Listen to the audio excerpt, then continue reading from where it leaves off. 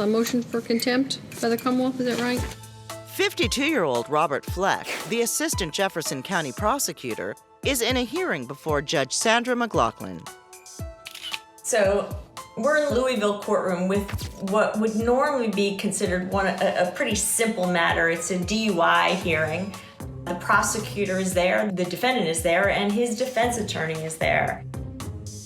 That's when things go a little bizarre.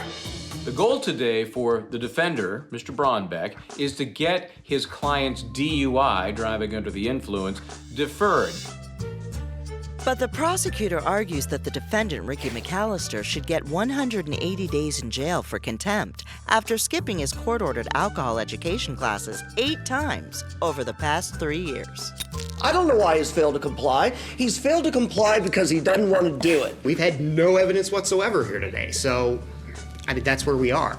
In the midst of that defense, the prosecutor feels insulted by statements from the defense attorney, and they begin to go back and forth.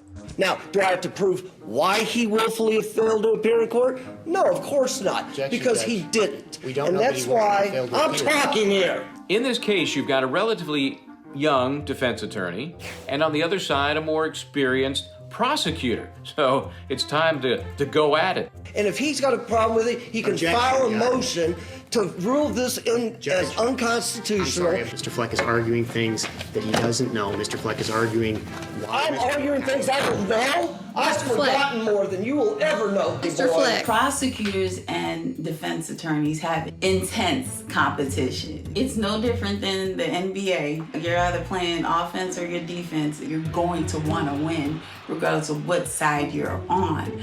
But you have to keep it professional. You have to keep it under wraps just by the very nature of the law you practice.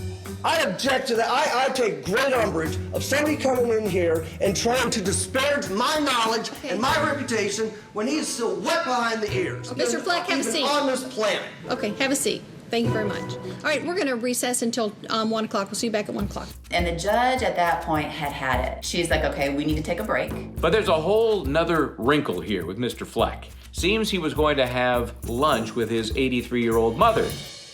You want me to call my mom and tell her I'm going to stand her up for lunch because of Mr. McAllister? You're going to make me stand up my own mother, my 83-year-old mother, who's waiting at a restaurant for me to show up. And the judge is like, we need to take a break, whoa, whoa, whoa. And I need to have lunch with my mommy. In this case, it seemed to get very personal for the prosecutor, and he lost total control in this situation.